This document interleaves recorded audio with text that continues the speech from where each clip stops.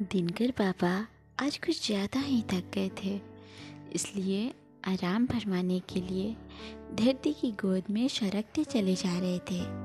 संध्या ने अपनी गुलाबी चुनरी को चारों ओर फैला दिया था। दिन भर काम से थके लोग भी अब थोड़ी आराम की चाह में अपने अपने घरों को जा रहे थे। हर किसी के झोले में कुछ न कुछ ज़रूर था। किसी ने 400 की दिहाड़ी में से 20 रुपए की खुशियाँ खरीद ली थी अपने बच्चों के लिए, तो कोई स्वार्थी अपनी थकान का बहाना बनाकर ठेके की तरफ घर का कलेश खरीदने निकल पड़ा था।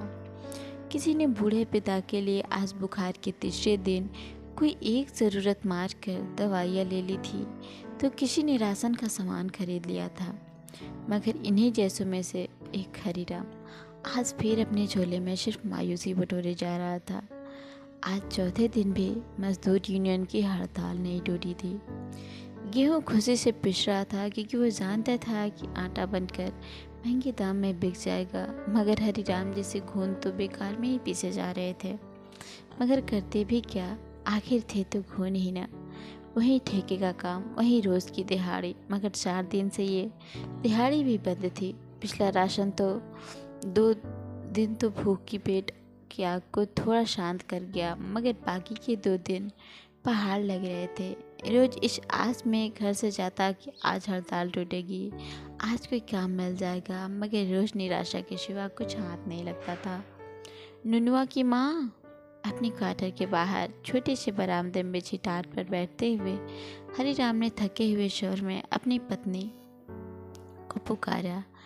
आज भी नहीं टूटा ना हड़ताल। अंदर से लोटा में पानी लिए संतोषी आई। कैसे जान जाती हो बिना कहे कि सब बात। हरीराम ने लोटा पकड़ते हुए कुछ पल को मायूसी चेहरे से उतार कर उसकी जगह मुस्कुराहट सजाते हुए कहा, 10 बरस हो गए हैं जी।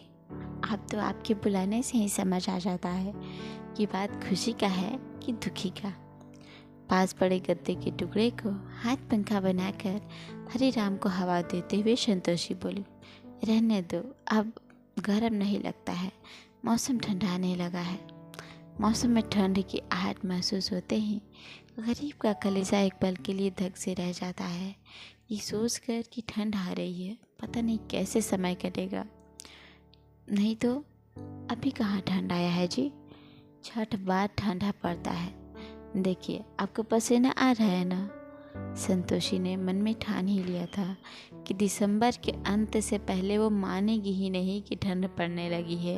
अगर वो न मानती तो हरीराम को इस तंगहाली में ओढ़ना बिछोना का चिंता भी खाने लगता, और वो ऐसा कभी नहीं चाहती थी। आज भी हड़ताल नहीं टूटा।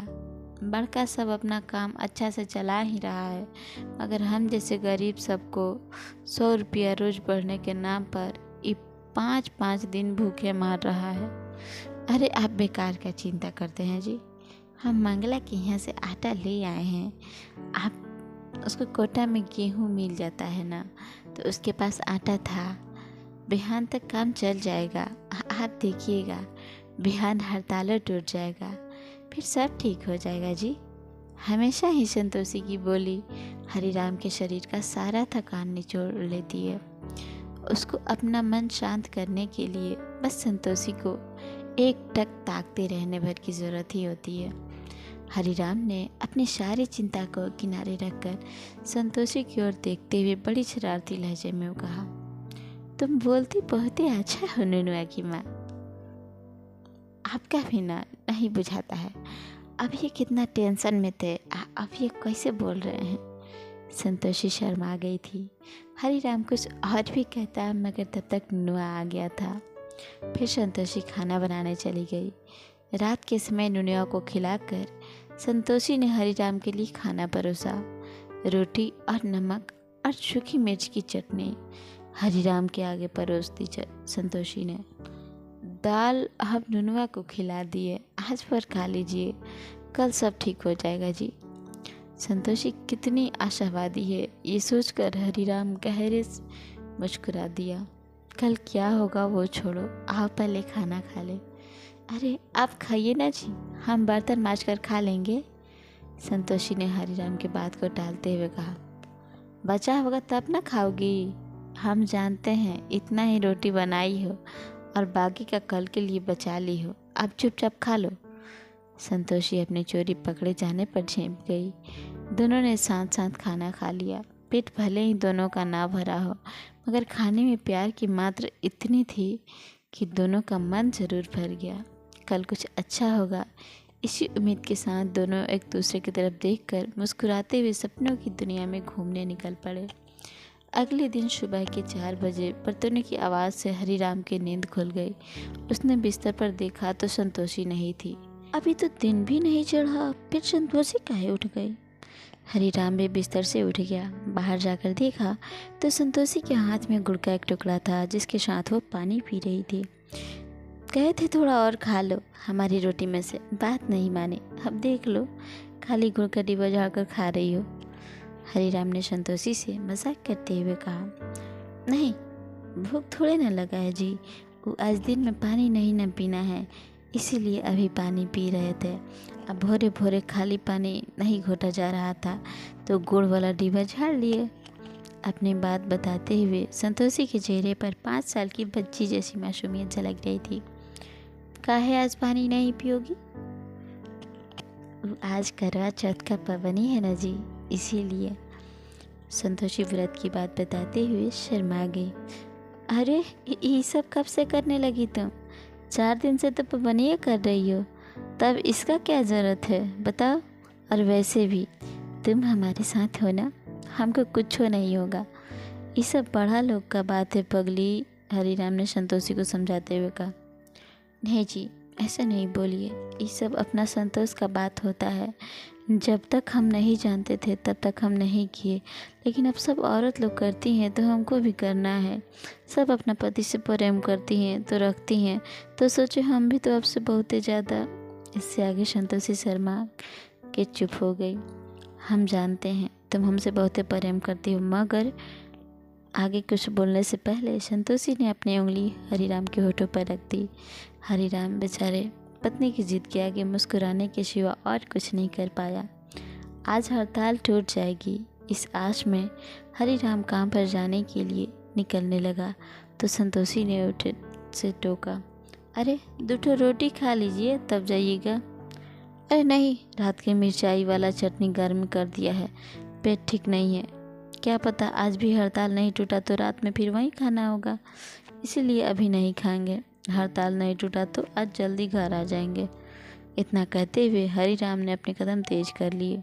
हाँ, आज कैसे भी करके जल्दी आ जाइएगा। संतोषी की बात पर मुस्कुराते हुए हरीराम आगे बढ़ गया। शाम घिर आई थी। हरीराम अभी तक घर नहीं लौटा था। संतोषी को पूरी उम्मीद थी कि आज पक्का हड़ताल टूट जाएगी। संतोषी को ना जाने क्यों आज बहुत घबराहट हो रही थी। हरीराम भी अभी तक लौटा नहीं था, जबकि वो इतनी देर नहीं करता था।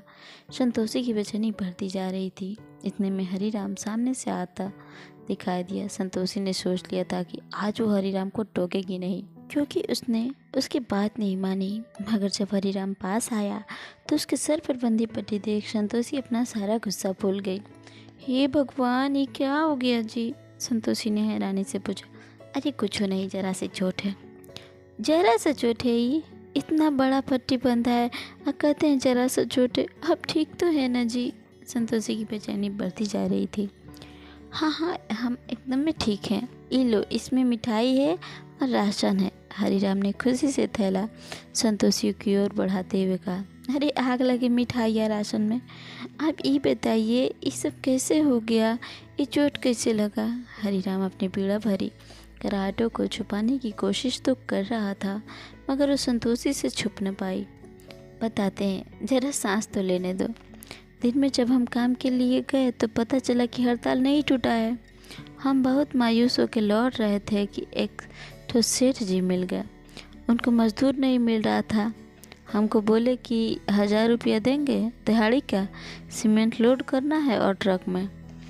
काम भारी था मगर पैसा अच्छा था, तो इसलिए हम हाँ बोल दिए। सारा काम हो गया, लेकिन अंत में देह में बहुत कमज़ोरी बुझाने लगा और हम सीमेंट के बोरे लिए गिर गए। सर हमारा एक ठो पत्थर से जाकर टकरा गया। वो तो तुम्हारा ही पुण्य प्रताप था जो बच गए, नहीं तो कहीं सीमेंट का बोरा हमारे सर पर गिरता तो समझो बचते नहीं। सेठ जी अच्छा आदमी थे, अपने से इलाज करा दिए, यहाँ तक छोड़ गए। हरिराम बोलता रहा। संतोषी की आंसू बहती रही। आपको कहे थे कुछ खा लीजिए, यहाँ नहीं तो बाहर ही खा लेते, मगर आप हमारा सुनते कहाँ हैं। संतोषी अब बच्चों की तरह रोने लगी। तुम भी हमारा कहाँ सुनती हो? हम बोले थे कि मत करो पवनी, लेकिन नहीं सुनी। अब तुम भूखी रही तो हम कैसे खा लेते? सेठ जी के यहाँ नाश्ता मिला था, हम ही नहीं किए। हाँ, एक तो गलती हो गई, दवाई खाना था ना, तब पानी पीना पड़ा। देखना कहीं हमारा पवनी टूटने से तुम मर मत जाना। हरिराम की आखिरी बात पर संतोषी रोती हुई हंस पड़ी। उसकी आंखों में हरिराम के प्रति पहले से कहीं ज़्यादा स्नेह उमड़ आया। आप नहीं सुधरिएगा और हम नहीं मरने वाले इतना जल्दी, जान लीजिए। अब जल्दी चलिए, चंद्रमा देख के कुछ खा लिया जाए।